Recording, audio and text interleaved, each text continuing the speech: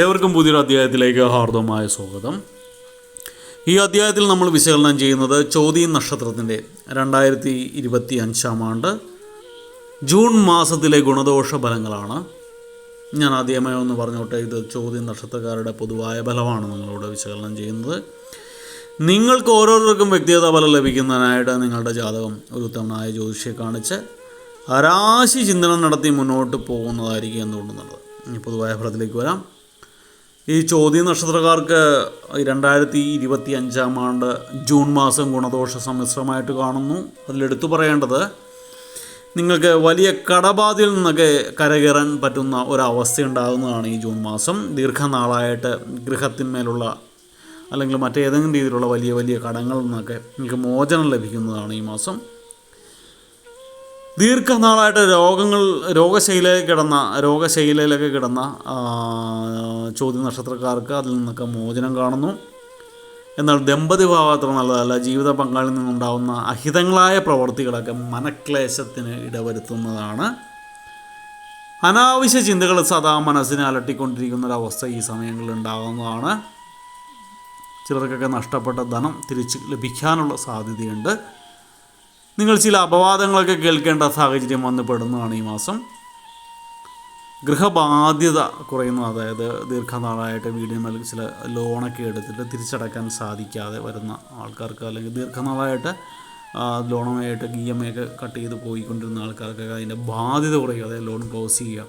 ചില അദാലത്ത് വഴിയൊക്കെ ഇത് അടക്കാൻ പറ്റാത്തവർക്ക് ചില ഇളവുകളൊക്കെ ലഭിച്ചിട്ട് അതങ്ങനെ മറ്റൊരു രീതിയിലൊക്കെ ഇത് ക്ലോസ് ചെയ്ത് പോകാനുള്ളൊരു അവസ്ഥ ഉണ്ടാകുന്നതാണ്. അതുകൊണ്ട് ഗൃഹവുമായിട്ട് ബന്ധപ്പെട്ടുണ്ടായിരുന്ന ബാധ്യതകൾ കുറയുന്നതാണ്.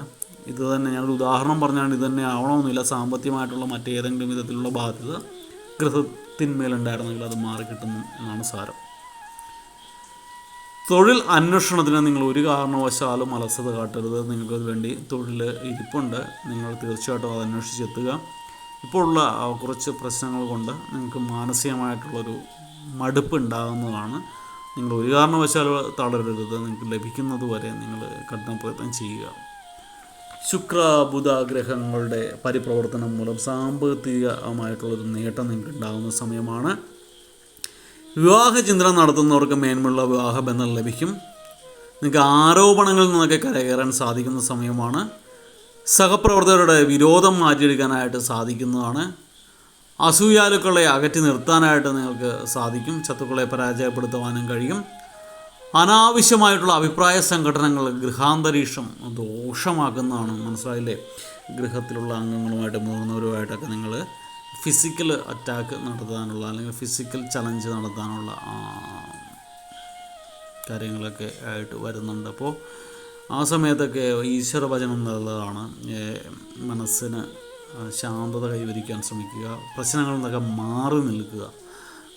ഫിസിക്കൽ, അതായത് നമ്മുടെ രക്തബന്ധത്തിലുള്ളവരുമായിട്ട് യുദ്ധം നടത്തുക എന്നുള്ളത് ആത്മഹത്യാപരമാണ്. നമ്മുടെ മനസ്സാക്ഷിക്ക് നിരക്കാത്ത കാര്യമാണ്. ആ സമയത്തൊക്കെ യുക്തിബോധം ഉണ്ടാക്കി തരാനായിട്ട് പ്രപഞ്ച സൃഷ്ടാവിനോട് പ്രാർത്ഥിക്കുക. അദ്ദേഹം നിങ്ങളെ കൈവിടുകയില്ല. നിങ്ങൾ എല്ലാ രംഗത്തും ത്യാഗമനോഭാവം പ്രദർശിപ്പിക്കുന്ന ഒരു സമയമാണ്. ഉദ്യോഗാർത്ഥികൾക്ക് കാലം അനുകൂലമായിട്ട് കാണുന്നു. നിങ്ങൾക്ക് തീർച്ചയായിട്ടും ജോലികൾ ലഭിക്കുന്നതാണ്. ഇഷ്ടത്തോടരുടെ നീരസമായ പ്രവർത്തനങ്ങൾ മൂലം മനസ്സ് അസ്വസ്ഥമാകുന്നതാണ്. വെട്ടിത്തുറന്നുള്ള അഭിപ്രായ പ്രകടനങ്ങൾ ഒഴിവാക്കേണ്ടതാണ്. കേസരി യോഗം ഗുരു കുജ പ്രവർത്തനവും മൂലം നിങ്ങൾക്ക് ചിരകാല മോഹമൊക്കെ പൂവണിയുന്ന സമയമാണ്. മാസാവസാനമൊക്കെ ആകുമ്പോൾ നിങ്ങളുടെ ഗോളുകൾ നിങ്ങൾക്ക് അച്ചീവ് ചെയ്യാൻ സാധിക്കും. നിങ്ങളുടെ എയിമുകൾ, നിങ്ങളുടെ ഡ്രീം നിങ്ങൾക്ക് എത്തിപ്പെടാൻ സാധിക്കുന്നതാണ്. അതിനുവേണ്ടി ഹാർഡ് വർക്ക് തീർച്ചയായിട്ടും ചെയ്യണം. പക്ഷേ നിങ്ങൾ എത്രത്തോളം നന്നായിട്ട് ഹാർഡ് വർക്ക് ചെയ്യുന്നു, നിങ്ങൾ എത്രത്തോളം പാഷനായിട്ട് അത് കൊണ്ടു നടക്കുന്നു, അത്രത്തോളം ബെറ്ററായിട്ട് നിങ്ങളിലേക്ക് ദൈവം അത് കൊണ്ടുതരും. അല്ല എങ്കിൽ അതുപോലത്തെ ഒരു അവസരമായിരിക്കും നിങ്ങൾക്ക് ലഭിക്കുക. മാസാവസാനമൊക്കെ ആകുമ്പോൾ നിങ്ങൾക്ക് പല വിധത്തിലുള്ള സുഖ സൗകര്യങ്ങൾ അനുഭവിക്കാൻ സാധിക്കുന്നൊരു സമയമാണ്. തീർച്ചയായിട്ടും ദൈവം നിങ്ങളുടെ പ്രാർത്ഥനകൾ കേൾക്കാനായിട്ടിരിക്കുന്നു. അതിന് ആൻസർ തരാനായിട്ട്, അനുഗ്രഹങ്ങൾ തരാനായിട്ട് അദ്ദേഹം ഇരിക്കുന്നു. അപ്പോൾ മോശമായ പ്രവർത്തനങ്ങൾ ചെയ്ത് അങ്ങനെ കിട്ടുന്ന അവസരങ്ങൾ ഇല്ലാതാക്കരുത്.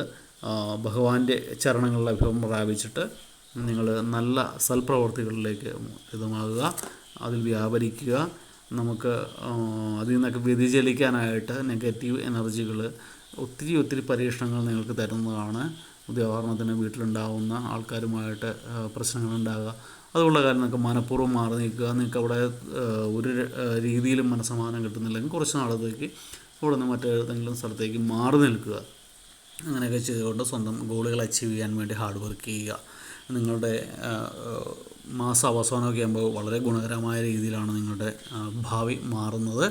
അപ്പോൾ ആ സമയത്തൊക്കെയുള്ള ഈ പ്രശ്നങ്ങളിൽ നിന്നൊക്കെ മുക്തമാകാനും ഗുണഫലങ്ങളുടെ മാറ്റം വർദ്ധിക്കാനുമായിട്ട് നിങ്ങൾ ചൊവ്വാഴ്ച ദിവസങ്ങളിൽ സുബ്രഹ്മണ്യ ക്ഷേത്രം ദർശിക്കേണ്ടത് അത്യാവശ്യമാണ്. ഭഗവാനെ 21 ചെറുനാരങ്ങ കോർത്ത മാല സമർപ്പിക്കുക, സ്കന്ദപുരാണ പാരായണം ചെയ്യുക, ഭഗവാന് പാലഭിഷേകം നടത്തുക, എല്ലാത്തിനുമുപരി ഭഗവാന് സ്വയം സമർപ്പിക്കുക. പറ്റിയാൽ പഴനിമലയിൽ പോയി തലമുണ്ടനം ചെയ്യുകയൊക്കെ ചെയ്താൽ ഇതിൽ നിന്നൊക്കെ ഒന്ന് മുക്തമാകാൻ പറ്റുന്നതാണ്. വെള്ളിയാഴ്ച ദിവസങ്ങളിലാണെങ്കിൽ ഭദ്രകാളി ക്ഷേത്രത്തിൽ പോയിട്ട് ശത്രുസംഹാര പുഷ്പാഞ്ജലിയോ അതല്ലെങ്കിൽ സംവാദ സൂക്ത മന്ത്രാർച്ചനയോ ഒക്കെ ചെയ്താൽ ഗൃഹത്തിലുണ്ടാകുന്ന ഈ ദോഷത്തിനൊരു പരിധിവരെ മാറ്റമുണ്ടാകുന്നതാണ്. എല്ലാവർക്കും ദൈവത്തിൻ്റെ അനുഗ്രഹത്താൽ നല്ലൊരു സമയമുണ്ടാകട്ടെ എന്ന് പ്രാർത്ഥിച്ചുകൊണ്ട് നിർത്തുന്നു. വീഡിയോ ഇഷ്ടപ്പെട്ടാൽ ലൈക്ക് ചെയ്യുക. തുടർന്നുള്ള മാസങ്ങളിൽ വീഡിയോ കൃത്യമായി ലഭിക്കുന്നതിനായിട്ട് ചാനൽ സബ്സ്ക്രൈബ് ചെയ്തിട്ടില്ല എങ്കിൽ സബ്സ്ക്രൈബ് ചെയ്യുക. ഒരിക്കൽ കൂടി നന്ദി പറഞ്ഞുകൊണ്ട് നിർത്തുന്നു. നന്ദി, നമസ്കാരം.